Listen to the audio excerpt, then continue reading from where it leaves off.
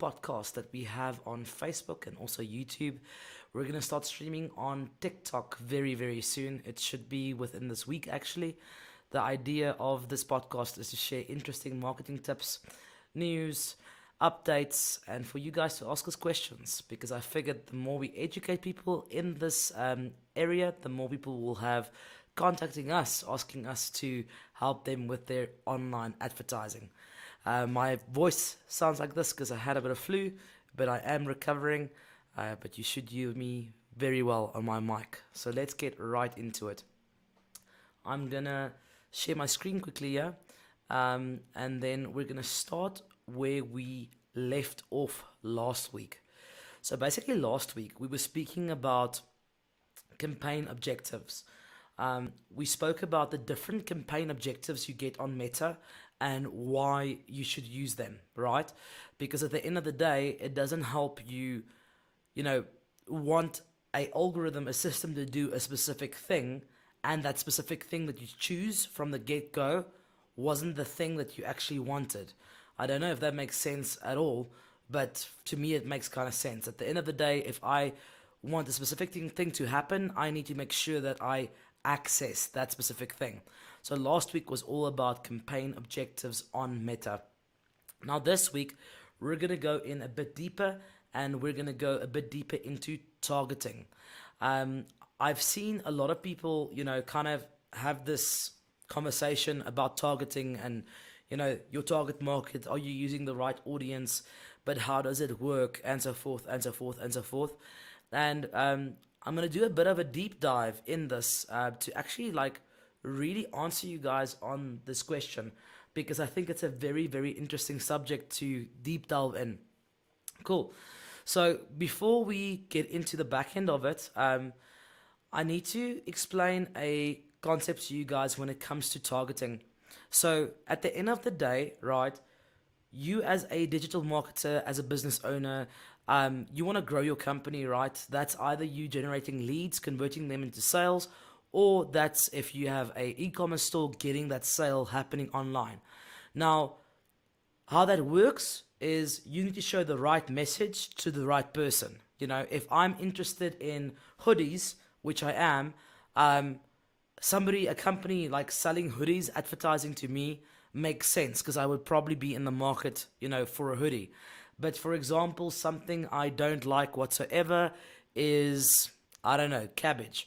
If you're a company selling cabbage online and you're advertising to me, the chances of me going, hey, I'm going to buy cabbage by you is almost 0 to none. So at the end of the day, your target market is quite important because your ad can be the best ad in the world. It can look like the best. You can have like a 360 video ad. You could have an explainer video. You could have the best designs. You could have the best, most expensive studio shots of your products. But if those products or that service is advertised to the wrong target market, you're not going to get that thing you want, which is either a lead or a sale. So choosing the right target group is very important. So I'm going to, like I said, do a deep dive on Meta. We'll do all the platforms. We're going to do Google. We're going to do TikTok. We're going to do LinkedIn.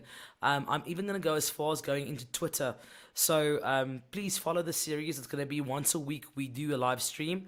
I normally do them on a Wednesday evening, but I decided to do them now because why not? Maybe I'll jump in tomorrow night as well. But follow the series. Look at the tips. Look at the tips and tricks that we give, because I really do think they are very, very insightful. Okay, so no further ado. Let me share my screen. So welcome to Meta's back end. That's the best way I can put it, right? So last week I went on this heavy tangent with everybody where I said, please do not just use the front end. Don't just click the boost post button. There's so many smarter things to basically do on Meta. And again, when I say Meta, I say Facebook, Instagram, WhatsApp, Messenger, and Audience Network. It's multiple placements everywhere. I told everybody about Ads Manager that it's way better to go and use Business Manager, aka Ads Manager within Business Manager, because the amount of options that are there to use it's 20,000 times better than the front end. All right, So now we are there, right? We're in adsmanager.facebook.com. We're in the business manager that we're using in the ad account that we want to use. Again, like I said, just want to reiterate it. This takes a bit of setup. So if you are somebody, like if you want to start this journey, please contact us at info@cyborgdigital.co.za, and we could definitely help you, with your online advertising journey. Anyway, let's get into the stuff. So on Facebook, we've got three levels when it comes to a campaign. So you've got three levels. The first level is the campaign level. The second level is the ad set level. And then the third level is the ad level. Now, this is like probably one of the most important things that I learned on Meta when I just started. And we'll do a bit of a deep delve into that later. But just know you get three levels into a campaign. And in your ad set level, that's the second level, your ad set level, that's where you can choose your targeting and stuff like that, for you to set up your audiences and advertise to the right group. Cool. So we're in the ad set level. First thing I want to show you here is there's obviously lots of buttons and stuff to do here, but I'm going to be focusing on this section right here. So there are three types of audiences that you can build on Facebook. And I'm going to switch back here so you guys can interact and engage with me. But there are three, like I said, there are three types of audiences that you can create. Now, I've kind of taught myself my own words about how I see it, but let's use the actual, names that we should be using. So the first one is a saved audience. Now, a saved audience is where you choose, demographics, age, gender, interest, and behavioral touch points where you can advertise to a specific group that you select from Facebook. Because when I say Facebook, I say Meta. Because obviously every profile on Facebook engages or behaves in a specific way on the platform, and all that gets tracked. And it's awesome that it does, because now you can use that data, leverage that data to your benefit and actually do what you need to do as a digital marketer, and that's get leads or sales for the business, right? So the first way you can do it is by using a saved audience. The second way you can do it is quite interesting, and that's called custom audiences. Now, custom audiences are literally one of my favorites. It's literally how can I say, creating an audience based on past data. That's the best way I can say that. It's like you're creating an audience based on previous touch points that were collected for your brand or business, right? And you want to re-engage with that data, if that makes sense. So that's a very cool audience that I like to do. And then the third one, which is potent, if used correctly, and that third one is called lookalike audiences. So lookalike audiences are amazing. It's basically if you give a system. So let's say when I say a system, this system, business manager, ads manager, Meta, the platform. If you give them touch points, right, enough of those touch points, you can ask them, find me people like those people. So I don't know if you heard that, because when I figure, when somebody explained this to me in the beginning, I was like this is insane. The woman that actually, and shout out if you are watching this, but the woman who taught me a lot of what I know about digital advertising, her name is Relene. She also has an agency, fantastic girl. The Mob Media is her agency, so contact her as well if you need help. But the point is, she taught me a lot of concepts where I was like, cool, that's how it works. And she explained to me the first time about what lookalike audiences are. And I think it was my third or fourth month at that agency when I worked there. Long story short, it's insane. You give the system X amount of data, and you can tell it, listen, find me a lookalike 1, 2, 3, 4, 5, 6, 7, 8, 9, or 10% in a specific country. So let's say, for example, you are collecting all your add to cart touch points on your website, or all your landing page hits, like the hits on your website. Now you can tell the system, hi, find me people like those people that did that literally just did that thing. It's that was mind blowing to me, and I think it should be mind blowing to you, especially if you have a e-commerce store, because long story short, if you have collected all the data of everybody that purchased from you, right, in the last year, as an example, you could ask the algorithm to find you people like those people. Now, you might go, but how do they know? I mean, obviously, again, data points get collected. So if the algorithm sees people that are interested in Rappi tend to buy more from that store, it'll find people that are more interested in Rappi and showcase your ads. So lookalike audiences are mind blowing. But before I go into deep, let's continue quickly. So cool. So you get three kinds of audiences, like I said. The first level is your saved audience, then it's your custom audience, and your lookalike audience. Now, I like saving these audiences into different ad sets on Facebook. So I don't like mixing everything together in one ad set.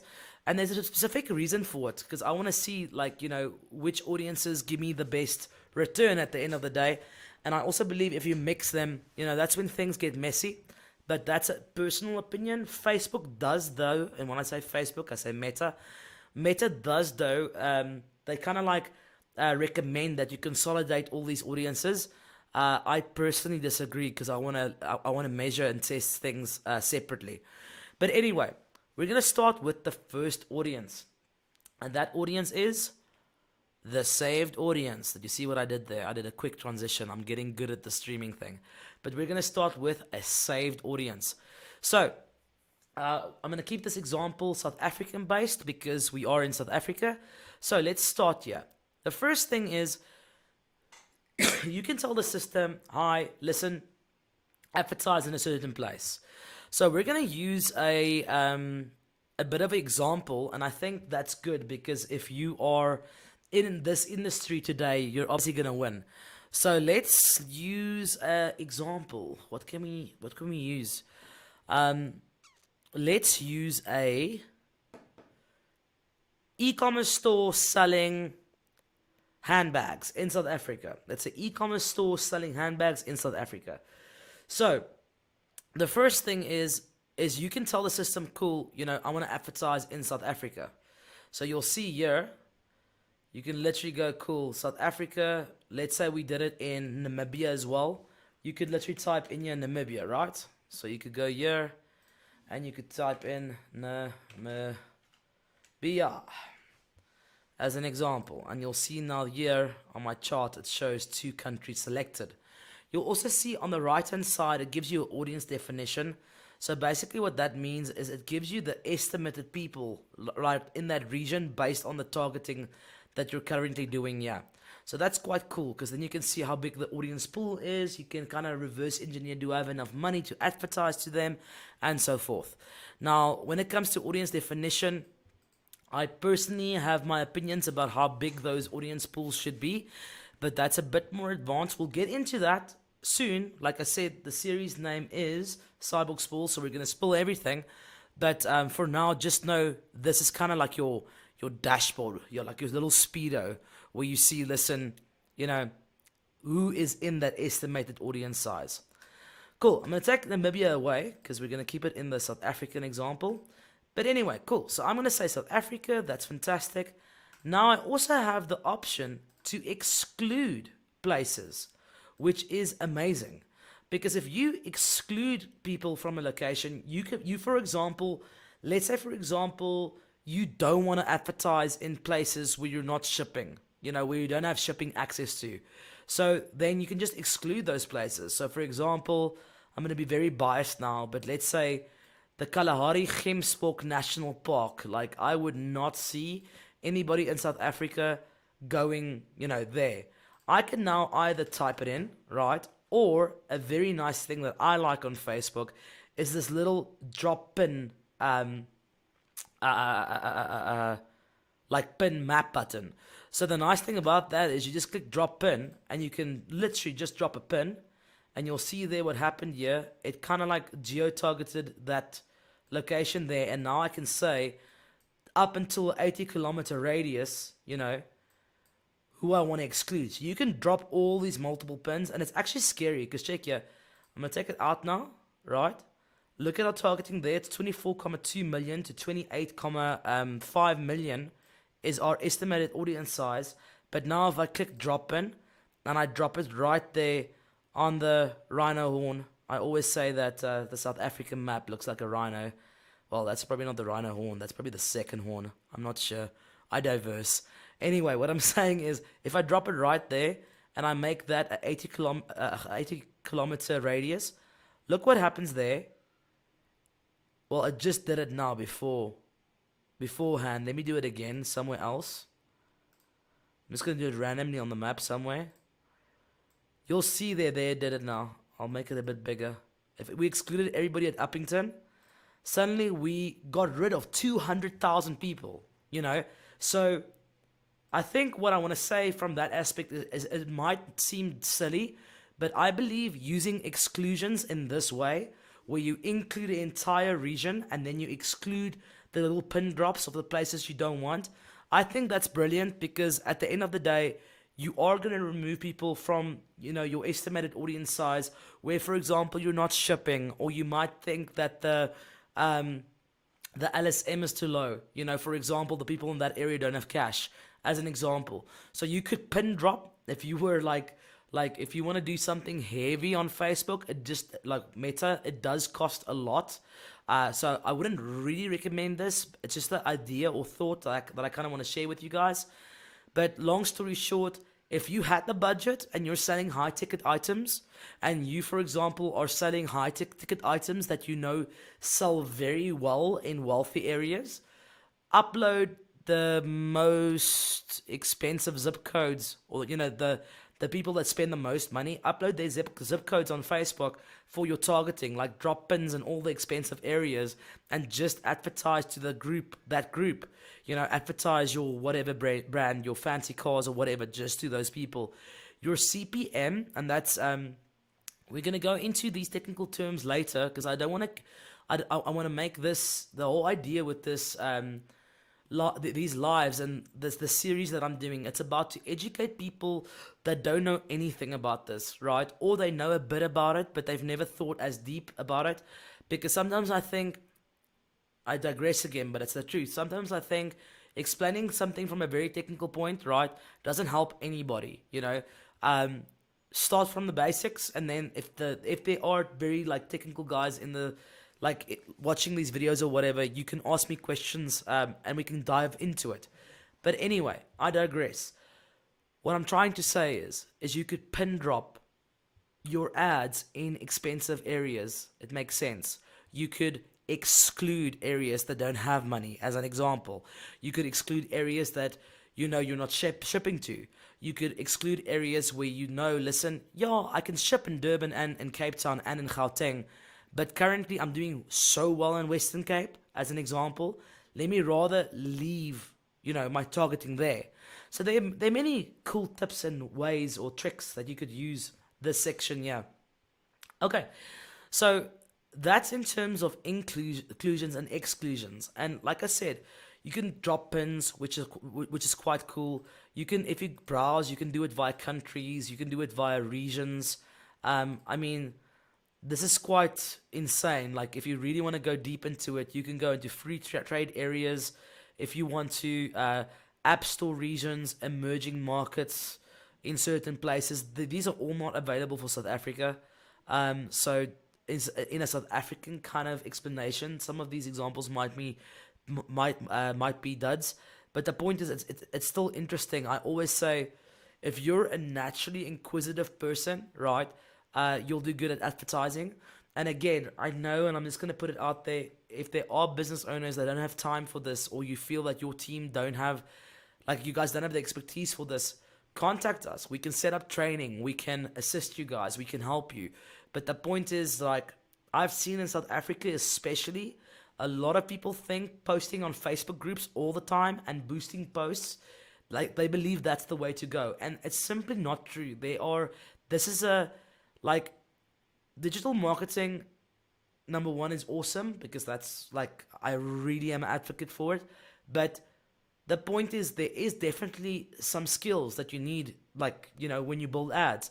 And the only reason why I 100,000% believe that Cyborg got good at this is because we failed so many times before.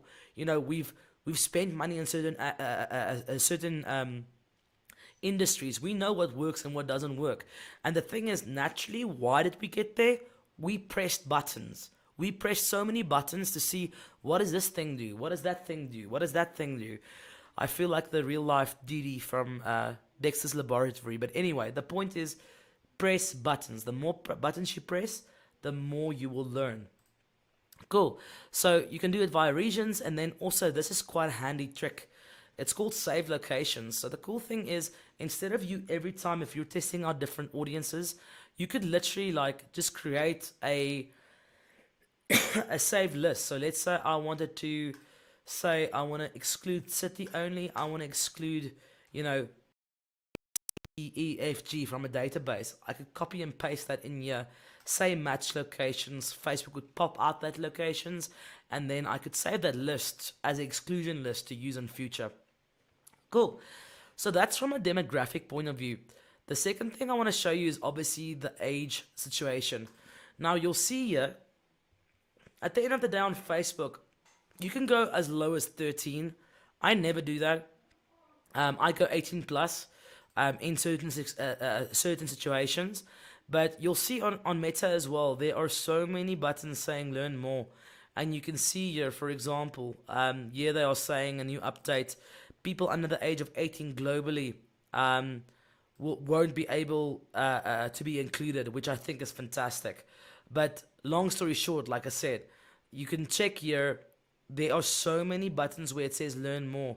And naturally, if you read, you will get the answer. But anyway, so you can go, listen, give me all the Facebook profiles between the age of this and that.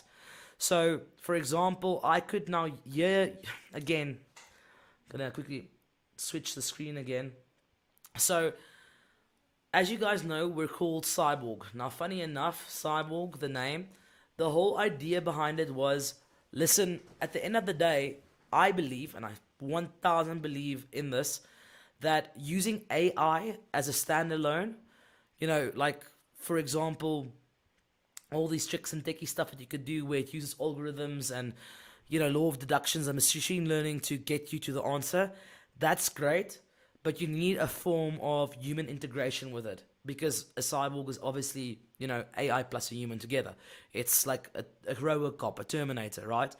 Now, what I'm saying is, you could, in your targeting and stuff, you could go super wide. You could go like, everybody in South Africa, just keep it super wide, give Meta some cash, and the algorithm will, over time, figure out who your audience is.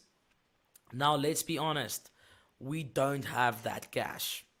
That's impossible. Like, if you're a big company, yes, you do.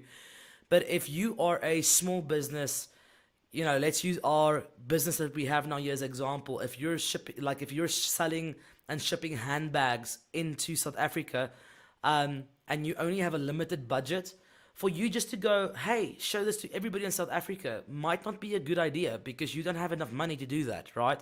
Or show this to everybody in South Africa, 18 to 65, might not be a good idea because you only have limited money, right? So when it comes to the age bracket, that's when you have to use critical thinking. And these are just opinions, but they work for me.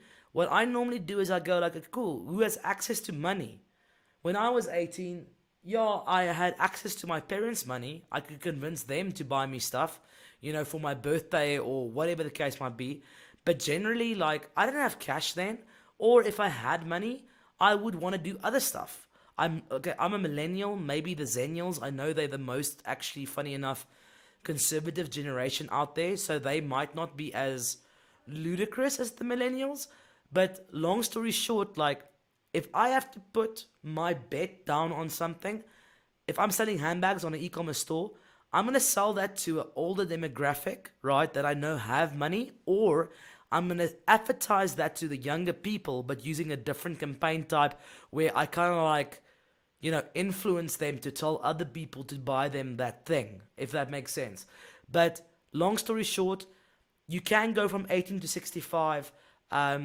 Normally for e-commerce, in my opinion, I use that bracket between 25 to 55. That's normally where I would kind of like, put the barrier when it comes to that. Anyway, cool. So sharing my screen again. This is the age bracket, like I spoke to you about that. Now you can also go genders. Now you can say all or men or women. So the nice thing about meta advertising is you could say, listen, I want to advertise this to chicks, or I want to advertise this to dudes. Now, yes, I understand. Like, guys, don't get me wrong. This is something that we have to have a chat about now, because I'm gonna do these streams a lot, and you guys are gonna learn my personality and so forth. I do know, there are some men that would buy their wives gifts online. I'm not saying that demographic does not exist. What I'm trying to say is the odds of, in comparison, is my job as a human. I have to profile, I have to think, like, what I have to do at all times, besides looking at the ads, besides answering to customers, besides making sure that everybody sells, and like there's some months where a client does good, there's some months where a client does bad. I mean, it's not always like fireworks, but from a technical level, I have to go and profile people. I have to profile who's gonna buy X, Y, Z, and because I do that, I have to be super biased sometimes. I have to literally go, who would do that? What's the chances of? And then test that out. Now, luckily with AI, we can go in way deeper and kind of like estimate, you know, what are the chances of. So I must say with tools like ChatGPT and stuff like that, that's been helping me a lot. Refine these audiences, but generally you have to be biased. So, I mean, if you're selling handbags in South Africa as an e-commerce store, who you're selling to? You're selling to women, right? More. So I would personally, for that kind of example, I would select here female. So let's say, for example, here we're in South Africa. Not for example, we're actually legit here. I try to be funny there. That's my kind of humor. Anyway, my name is Catherine from Cyborg. Let's continue. So, if I went 25 to 55 and I went female, you'll see there in my estimated audience results that size went from, and it's insane, that size went from like 24 million or whatever it was, it went down to 7.2 to 8.4 million users. We just cut out like 2/3 of our audience by just playing with that and that. That's it. Two simple buttons. Okay, now to go in a bit deeper, and this is something I'm gonna have a quick tangent about again. Um, I've seen so many people running their own ads where they just add stuff. They add interest of the behavior of the demographic. They're just adding. If you just add stuff, you're not minimizing that pool. You're maximizing that pool. Now, yes, it's all about balance. It definitely is. You don't want to make your audience size so narrow where you end up paying $1 million to reach one person. But you also don't want to make it so wide where you're paying 20 cents to reach a relevant person, if that makes sense. So it's a bit of a balance. So what I'm trying to say is don't just add stuff all the time. Don't say, okay, cool, handbags, this, Louis Vuitton, don't just add stuff all the time. Like, you have to critically think. Like, I know it sounds weird, but like, and I know I sound kind of like almost sarcastic now, but that's not my intention. It's just like, a lot of people think that advertising on Facebook or wherever, Meta, Google, and so forth, it's like you press a few buttons, you hit publish, and you go. That is the furthest thing from the truth. You have to critically think, what am I doing here? And why am I doing it? And you have to believe, your beliefs have to be so, how can I say, it has to be so engraved into your mind that you truly believe what you are doing. And you have to kind of also be right. You can't have like Dunning-Kruger and go like, yeah, I know I'm right. And I am guilty of that sometimes so much.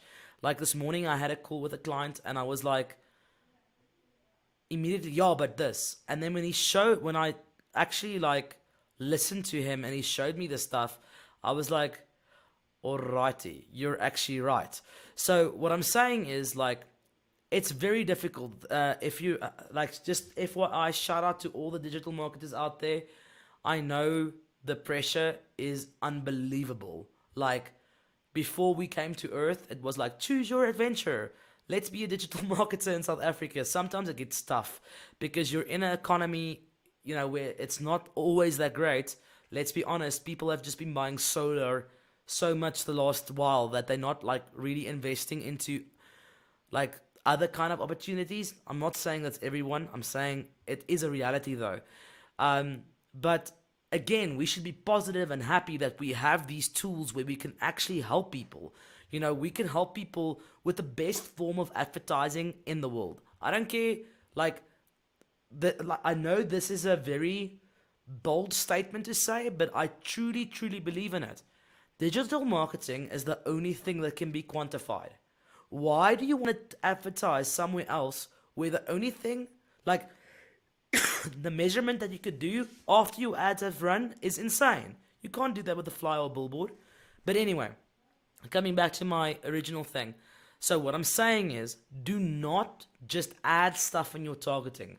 It's a balance. You don't want to go too narrow, but you also don't want to go too wide, because at the end of the day, you want to hit that sweet spot where you're paying the perfect amount for the perfect kind of like audience, right? And because of that, you're getting conversions that are profitable. And when I say conversions that are profitable, I'm saying you're getting sales that cost you less than the profit that you're making on your store. So, for example, if you're making 300 Rand profit on your handbags or whatever the case might be, you want to make sure that your cost to acquire that 300 Rand is under 300 Rand, or less, obviously.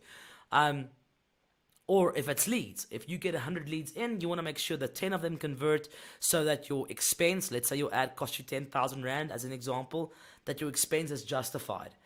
Okay, so coming back to this year. So don't just add stuff.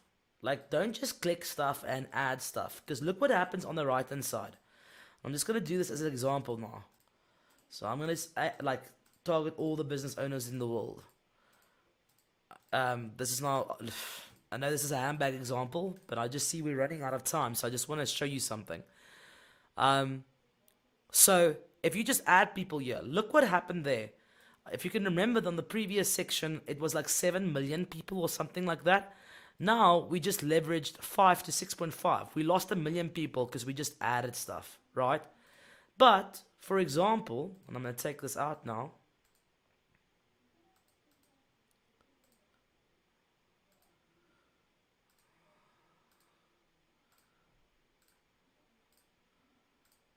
But for example, if we just typed in the word handbag,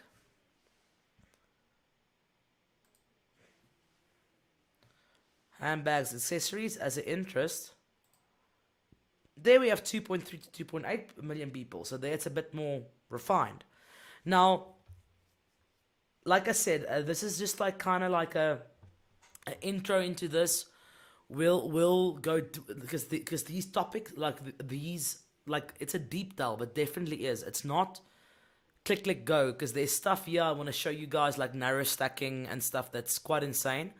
But I think my tip would be, don't just add stuff all the time. Okay, so sorry guys, I see that I have, oh no, not actually. Let me just quickly check something here, if I still have that meeting. Let's quickly hold on for me. No, my next meeting only starts in a half an hour, so I'm gonna use like about 10 more minutes in the stream just to like continue this conversation. So that's quite cool. Anyway, so like I said, we'll go in way deep with all these things, because I want to show you guys some cool tricks and stuff that you can do. And again, if you are watching the stream, if you are looking at this content and you can see, like, listen, obviously, we got skills, please contact us, info@cyborgdigital.co.za. We would love to help your business. I know we're using South Africa as an example because we're from South Africa, but we can definitely help you if you're an international client.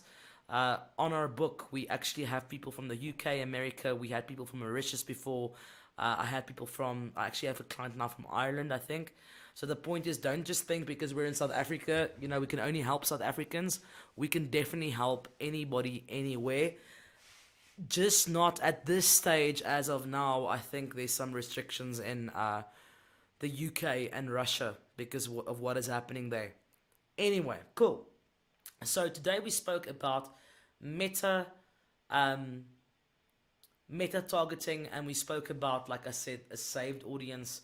We spoke about a custom audience and a lookalike audience. So I've went into a bit of a deep dive now with the saved audiences. I'm not going to go in too much. I think I'm going to end this off with just showing you guys the custom audience options and then also the lookalike audience options.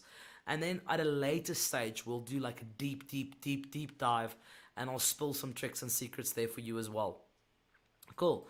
So here, let's say for example, you did not now do this. So you did not do the interest, behavior, and demographical targeting in the saved audience section, right? Um, let's say you just went, cool, you're in South Africa as an example, and you click there, create new. If you click create new and you hit custom audience there, right, you're gonna see there's a pop-up that comes up there that gives you various options of what you can do in Meta. So long story short, Facebook says connect with people who have already shown an interest in your business or product. Now that sounds, and I'm gonna just do this for awesome. That sounds great. I want to connect with people that have connected with me before, because let's be honest, that's how friendships work, doesn't it? Like, I mean, if I meet somebody at a braai and they like my personality and I like their personality, the chances of us meeting again and forming a deeper connection is there. So you want to do that with your ads. If you have connected with a customer in the past, the person went through the effort to go through your website, to re-engage with them is magic, because if you re-engage with them, their intent will go up. If their intent goes up, you're probably going to get a lead or a sell out of them if you could fix their problem. And we'll actually speak about that as well in the next one. I've got so many ideas that I want to share with you guys. It's insane. So I'm very happy that I started this, because I really have some concepts that I think about constantly. And like, I like it when people are like, I like talking, man. I like talking and exploring stuff. But anyway, the point is, re-engaging with somebody that showed interest in your brand is a very good idea. So how do we do that? We can re-engage with people that interacted with our website, with our app, with our catalog. If you have a customer list, if there's some offline activity in your physical store, that normally is it's a quite an interesting one. But you'll see if you hover over these things, it goes a bit deeper. But basically, yeah, that's quite an interesting thing with point of sale systems and stuff. But anyway, I digress. People that have interacted with your videos, your lead forms, your instant experience, your shop, your if they're using your Wi-Fi, Instagram accounts, events, Facebook pages, on Facebook listings, AR experiences. It's quite insane the options that you have here for custom audiences. And like I said, we'll go in deep with them going forward. But for now, just know this does exist. And then, like I said, the last thing, lookalike audience. So you have to give it data and say, listen, find me people like those people. So here, for example, you can say, listen, I want to make sure that you have, like, let's say here, for example, the source was my website visitors, as an example. You can put that in, right? Then you can say, cool, make sure these people come from, the lookalike should be in our case, it should be in South Africa. Fantastic. And then you can tell it, listen, the lookalike can be wide, like a 4 million audience size pool, or the lookalike can be very narrow, like a 1% size pool. Obviously, if you give it bad data, it's going to give you a bad lookalike. Anyway, okay. I think I'm going to stop it here, because that was quite a lot of info. And like I said, this is just like the... Guys, even last week, we went through the campaign objectives, and I explained a bit about each campaign. But this is like, just like, this is surface level. This stuff gets so deep, like this rabbit hole is so deep that it blows my mind every time. And the thing is, it updates all the time. Facebook and everything, like everything updates all the time. And this is like one section of Meta. And this is just Meta. You get Google, you get TikTok, you get everything. So it's really like, yo, it can get a lot, but if you know how to use it, and if you're prepared to start investigating on advertising on these platforms, you can. It's life changing. If it like it's literally life changing. Um, like I said last week, you guys, one of our biggest case studies, and I think I'm gonna use one live where I just speak about case studies. But one of our biggest case studies was we took an e-commerce store from 670,000 k per month. Like the person was invoicing that per month as sales. We grew that store in 6 months to 1.2 million rand. We doubled their turnover in 6 months with the power of this. Not just because, yeah, cool, we know our stuff, and I'll always be proud of what we do, but from a very humble place, you can be the best digital marketer in the world. If it wasn't for this technology, like, we couldn't have done it. So I'm a big advocate for online advertising. Please, please, please, if you're not advertising online, if you're still just doing flyers, if you're just doing lamppost ads, if you're just doing billboards, if you're just doing radio, give online advertising a go. Even if you're the smallest business ever, give it a go. Because at the end of the day, you can quantify this. After you've run your ad, you can see who, not their names and surnames, that would be weird, yet. But you could check what ages, where they come from, what mobile device they used. I mean, it's actually scary if you say it like that. But the point is, it's awesome. And there are many options to choose from. Cool. So I'm going to do a tip of the week again for you guys. So here's a great tip of the week. Last week I said to you guys, use longer copy in your ads. You know, like use longer copy, ad hashtags, emojis, and so forth. This week, my tip of the week is going to be something practical. Okay, yeah. Something practical. Practical. Say exactly what you do. If you're going to put a post out again, right, say exactly what you do or exactly what you want. So if you're, for example, selling biltong, literally type there, we sell biltong in this area for so much, delivered by then. I know, and I know this sounds weird. Biltong, if you're from another country, biltong is basically like beef jerky in our country. But the point is, I've seen so many times, and a guy with a name, it's a very good book. It's his name is Donald Miller. He wrote a book called Story Branding. Again, a very influential person in my life. Taught me about him. But same person I spoke about last week. It's actually insane. You've taught me so much, Michael. Thank you. But long story short, this book, this person, this concept, it's like literally stop using lots of words, just use many words, like less words, to the point, and you'll see more conversion. And it's honestly the truth. If you're selling something, like, it's great to have long copy, like I said, because I know it sounds a bit contradictory now, but the point is, in the beginning, before you say the reviews and this and this and this and this, say exactly what you do. Or say exactly what you want. You know, it's like, let's use another example. If you're selling water, you know, you say we sell water. It costs so much. You get it there. We deliver then. So it's all benefits for the person acquiring it. And then later you go like, oh, this water has magic superpowers, blah, blah, blah, blah, blah, blah. Then you expand on the idea. But I think my tip to you guys this week is sell something exactly how it should be sold in the first 2-4 lines. Cool. My name is Catherine from Cyborg Digital, and thank you so much for